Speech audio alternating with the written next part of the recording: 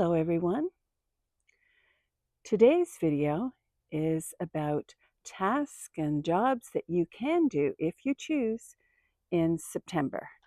And today is September 11th, and that is quite a significant day on our calendar, isn't it?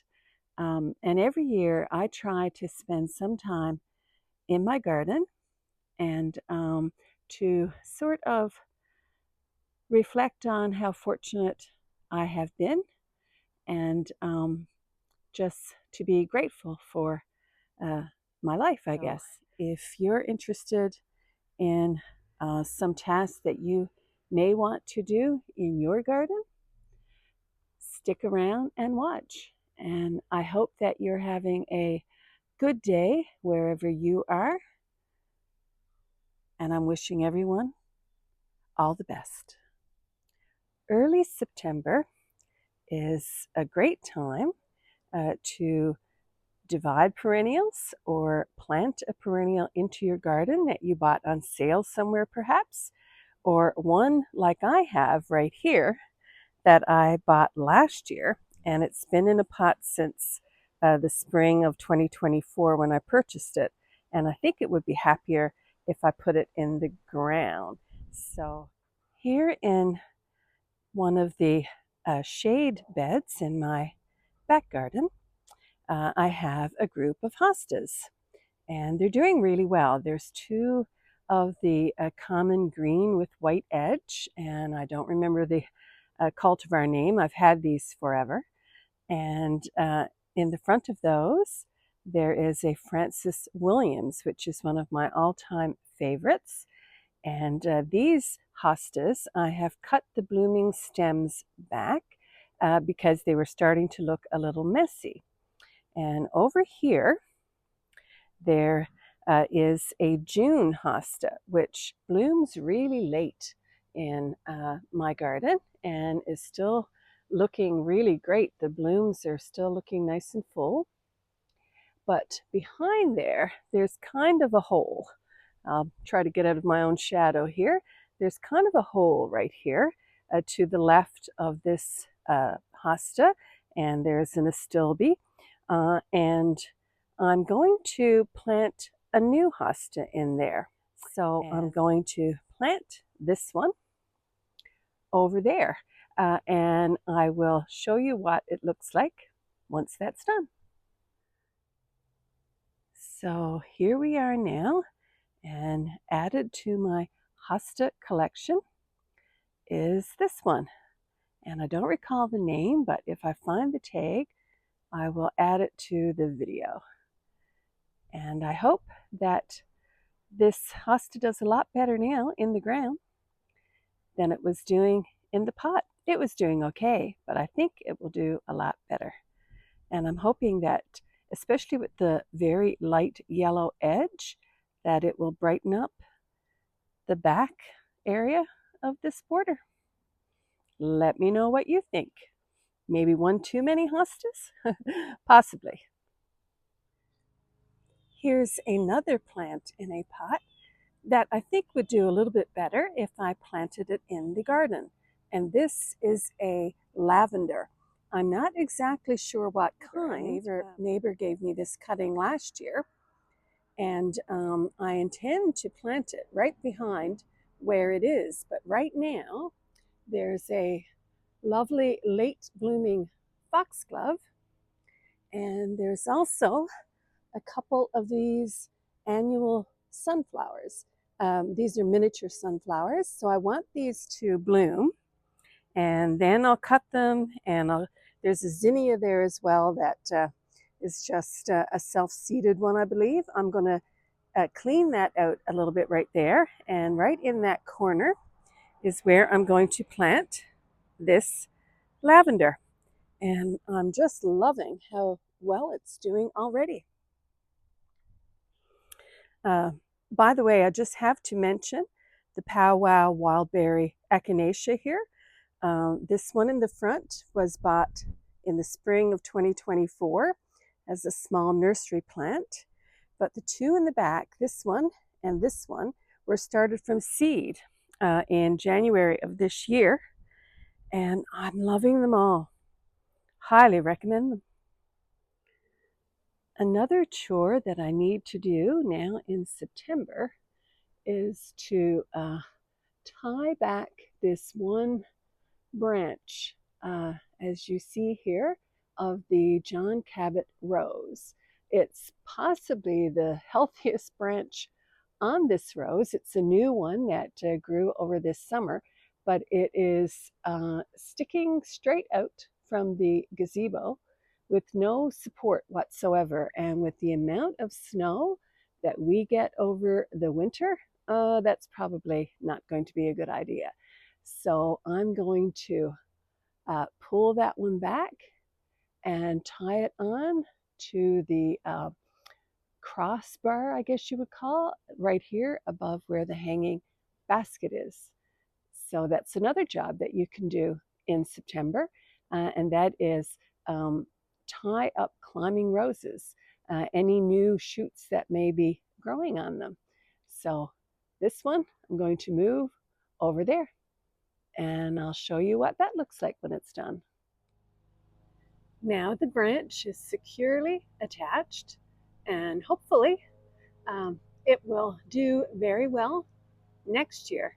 And because it is now bent over somewhat and grow and on there horizontally, it means that there may be more blooms, because roses tend to bloom more when the branches are more horizontal than they are vertical.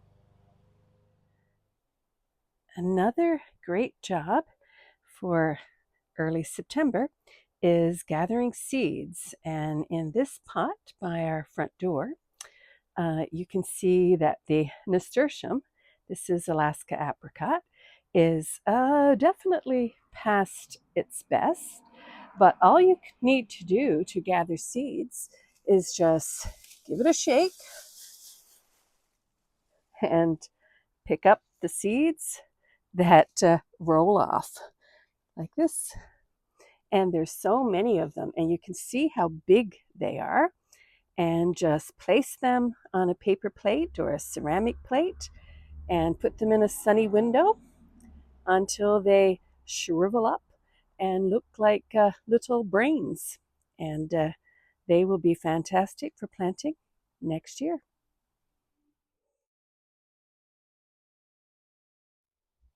And for a plant like this pretty bright fuchsia colored rose campion, you just have to look for a brown dried seed pod. It will be one of the older pods down here on the bottom, looking like this one, and just pick them.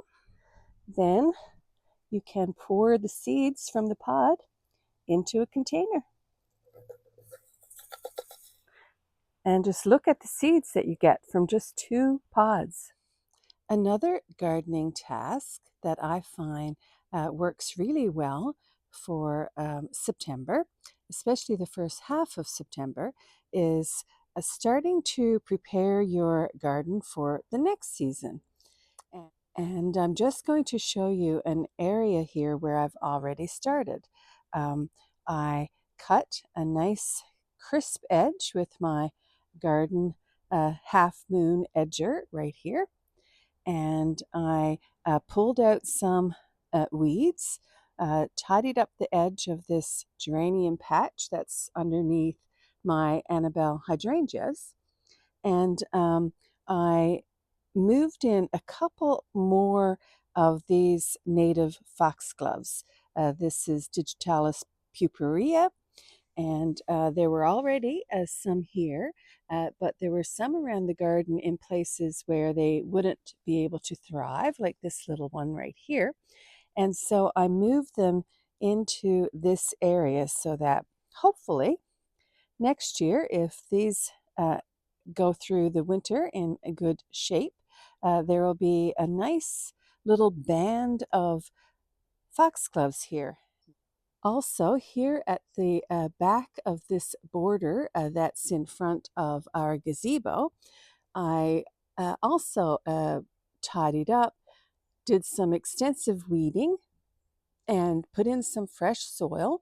And I added here in the center, right in the center of the, right in front of the gazebo there, are some verbascum. Those are southern charm verbascum, the bright green leaves. And this is the first time I've tried to grow these. I started them from seed, um, I think in June, I think it was June. And so now I have 4 plants right here. And I also put a couple of rose campion, one on either side of these verbascum, because verbascum should bloom. Mullein is another name for those, early in the season, and the rose campion will bloom late in the season for next year. Those are biennials. I grew those by the winter sowing method, started them, and they're doing really great and should bloom next year.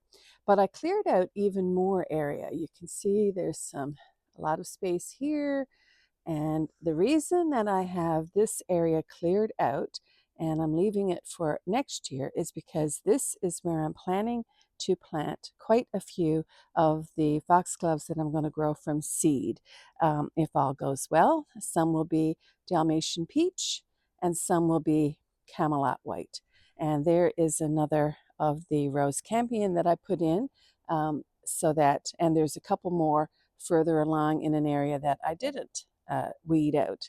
But this area now is fresh and clean. And so late next April, when I will be planting the foxgloves out, it'll be very easy. Just move a bit of the mulch, dig into the new ground here, and be able to put my foxgloves. So hopefully this area next year all across the back part right here will be full of tall, beautiful foxgloves. And right here, I'm going to show you an area. In the back here are some annuals. We have some. In the front here are 3 glorious Brunnera. These are Alexander's Great Brunnera. But in the front, you can see that the edge is pretty messy. So I'm going to tidy up this edge now by using the half moon edger, pulling out a small strip, tidying it up, adding a new little bit of soil if needed. And I have some soil and some mulch here. And then topping it up with a little bit of fresh mulch. And I'll show you what this corner looks like once that's all done. So here is the bed in the corner here now, all neatly edged, a little bit of extra soil and a little bit of mulch on top. And now we're ready to go into the winter. These begonias I'll be digging up probably around the mid to the end of October. I find that's when we usually get our first frost here in this garden, not until around that time. So still another full month of enjoyment of these blooms. So yeah, looking pretty neat. And I had enough soil and mulch left over to put a little topsoil around the hosta that I moved over here by the fence. Did a little more careful weeding and put some mulch on the top and re-edged the front. So now this bed also is looking pretty great and ready to go into the winter. But hopefully that won't come anytime soon. So yeah, I don't usually, full confession here, I don't usually do a lot of tidying up in the fall, but last year I did more than I usually do, and I have to say that in the spring of 2025, I was so glad that I did. So I'm kind of forcing myself to do this now because I know that I'll be happy about it in the spring. How about you guys? Do you do tidying and edging and cleaning up in the fall, or would you prefer to do it in the spring? I'd love to hear from you. One of the most important tasks to do in September, and actually I think this is true of every month when the sun is shining, and that is to take time to enjoy your garden. Right here in the back of this flower bed in front of our house is my favorite hydrangea. This one's called Unique, and it's a panicle hydrangea. And right now it's at that stage where it's creamy and hints of rose showing up here and there. And in front of that are a grouping of David phlox and a grouping of starfire phlox, rather. And this area right now in September needs to be appreciated. So I sincerely hope that you're enjoying September in your garden, wherever you may be. And I hope that you have a fantastic autumn. And thank you very, very much for watching this video. Have a great day.